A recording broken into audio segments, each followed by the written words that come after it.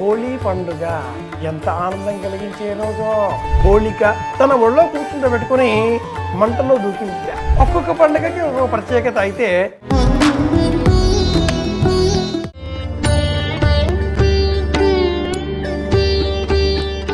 శ్రీరామ జయం. మన పండుగలు ప్రకృతికి పర్యావరణానికి హితకరంగా మనం మెలగాలి అనే సందేశాన్ని ఇస్తాయి.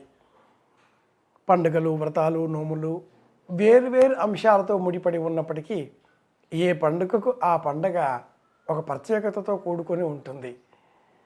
పాల్గొన మాసం శుక్లపక్షం పౌర్ణిమ హోళీ పండుగ ఎంత ఆనందం కలిగించే రోజో. రంగురంగులతో వసంతాలు విరజిమ్ముకుంటూ చిన్నారులు, పెద్దలు అందరూ కూడా మహదానందంగా ఈ సంవత్సరానికి వీడ్కోలు పలుకుతారు.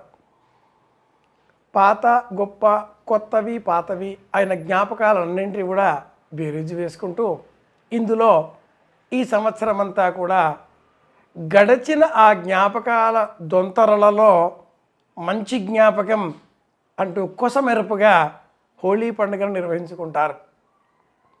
ఏమిటి ఈ పండుగ? ఒక్కొక్క పండుగ ఒక్కొక్క విధానంలో ఉంటుంది. ఉగాది నాడు ఉగాది పచ్చడి, రామనవమి నాడు బెల్లం పానకం, శ్రావణ పౌర్ణిమ నాడు రాఖీ బంధనం, విజయదశమి రోజు ఆలయానికి వెళ్ళడం, పాలపిట్టను చూడడం, రావణ దహనం. ఒక్కొక్క పండుగకి ఒక్కొక్క ప్రత్యేకత. అయితే హోళీ పండుగ ప్రత్యేకత ఏంటి? రంగులు. ఎందుకు ఈ రంగులు?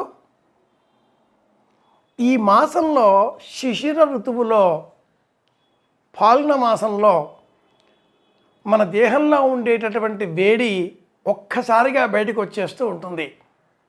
వాతావరణంలో వేడి పెరుగుతుంది. ఉత్తరాయణం ప్రారంభం కావడంతో క్రమేపీ పగటి కాలం పెరిగి రాత్రికాలం తగ్గుతుంది. వేడి ఎక్కువ కావడంతో కొత్త కొత్త చర్మ వ్యాధులు వస్తాయి. చెమటలు, పొక్కులు, వేళ్ల మధ్యన గజ్జి, తామర, చిడుం ఇలాంటి వ్యాధులు ఈ కాలంలోనే వస్తాయి. చెమట బాగా పెరిగిపోయి నెత్తి, వీపు, భుజాలు, చేతులు, కాళ్ళు, ఒళ్ళంతా దురద, చెమట. ఇది తొలగించుకోవాలి అంటే ప్రకృతి మనకు ఒక అద్భుతమైనటువంటి ప్రసాద రూపంలో కొన్ని మొక్కలను సూచించింది. ఆ మొక్కలు ఈ కాలంలోనే పుష్పిస్తాయి. ఆ పుష్పాలు మోదుగ పూలు. మోడువారిపోయినట్టుగా ఉండే మొక్క మోదుగ మొక్క, మోదుగ చెట్టు. మహావృక్షంలాగా కనిపిస్తుంది, చిన్న చెట్టు. మోదుగ పూలు లేత ఎరుపు, తెలుపు రంగు మిశ్రమంలో ఉంటాయి. పసుపు, ఎరుపు, తెలుపు 3 రంగుల మిశ్రమంతో ఉండే ఈ పువ్వులు, మోదుగ పువ్వులను ఈశ్వరునికి ప్రీతిగా అర్పిస్తాం మనమంతా కూడా.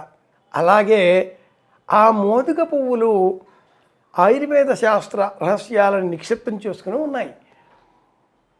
ఆ మోదుగ పువ్వులను నీళ్ళల్లో ఉడకబెట్టి, ఆ ఉడకబెట్టిన నీటి ద్వారా వచ్చేటటువంటి ఆ ద్రవం లేత ఎరుపు రంగులో ఉంటుంది.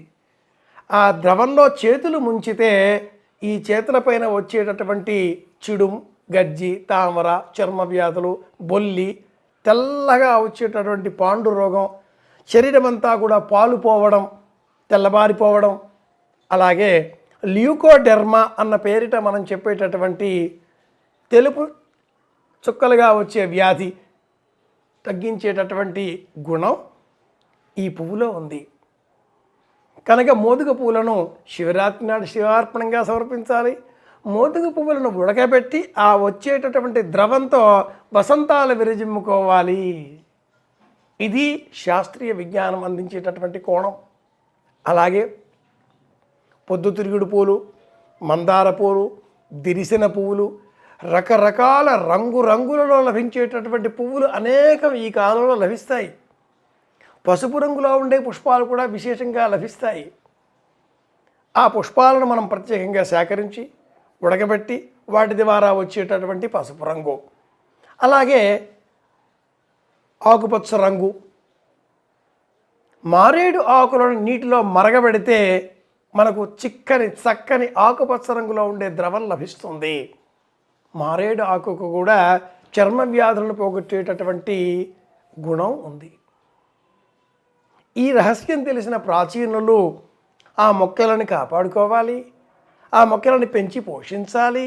అలాగే ఔషధ విలువల గల ఈ మొక్కల ద్వారా లభించేటటువంటి వనరులతో, నీటి వసతులతో చర్మానికి సంబంధించినటువంటి లేపనాలు చిన్నారి బాలబాలికలకు చెప్పే నిమిత్తమై ఇలా వసంతం. చిక్కగా ఉండేటటువంటి ద్రవం వల్ల సైడ్ ఎఫెక్ట్స్ ఏమైనా వస్తాయో అన్న ఊహతో కాస్త పలసన చేసి, పలసగా వచ్చి ఆ ద్రవంతో రంగురంగులుగా జీవితాన్ని రంగులమయం చేసుకోవాలి. విబ్జియార్ అనేటట్లుగా హోళీ అనేటటువంటి శాస్త్రీయ వైజ్ఞానిక కోణంలో ఈ పండుగను మన ముందు ఉంచారు. ఇక హిరణ్యకశ్యపుడి సోదరి సింహిక, హేళిక, హోళిక అనేక పేర్లతో మనం పిలుచుకుంటూ ఉంటాం. ఆ సోదరి ప్రహ్లాదుడు మేనల్లుడే కానీ మా అన్నకు చాలా ఇబ్బంది కలిగిస్తున్నాడు, వీడిని సంహారం చేసే నిమిత్తమే మా అన్న ఎన్ని ప్రయత్నాలు చేసినా విజయం పొందడం లేదే అని చెప్పేసి తన ఒళ్ళో కూర్చుంటబెట్టుకొని మంటల్లో దూకిందిట. చిత్రంగా ప్రహ్లాదుడికి ఏం కాలేదు, కానీ ఆ హోళిక దగ్ధమైపోయింది. ఆ సందర్భాన్ని పురస్కరించుకొని ఫాల్గుణ మాసం శుక్లపక్షం పాడ్యమి నాడు సాయంత్రం కామదహనం అన్న పేరిట వీధి కూడళ్లలో మంటలను ఏర్పాటు చేసి అందులో పిడకల, నుగ్గు ఇలాంటివన్నీ కూడా ఉంచి పెద్దగా మంటలు ఏర్పాటు చేసి వాటి చుట్టూ కూడా తిరుగుతూ రంగులను విరజిమ్ముకోవడం మరునాడు వసంతకేళి అన్న పేరిట మనం నిర్వహించుకుంటూ ఉంటాం. ఇది ఈ హోళీ పండుగ వెనకాల ఉండేటటువంటి వైజ్ఞానిక కోణం, అంతరార్థం. పండుగలను శాస్త్రీయ కోణాలలో వివేచన చేద్దాం, విజ్ఞానవంతంగా పండుగలను మనం మార్చుకుందాం, వైజ్ఞానిక భారతాన్ని ఆవిష్కృతం చేసుకుందాం. మరింత ఆనందంగా మళ్ళీ కలుసుకుందాం. మీ వెంకటరమణయ్య గారి పెద్ద అబ్బాయి కాకునూరి సూర్యనారాయణమూర్తి. శుభమస్తు.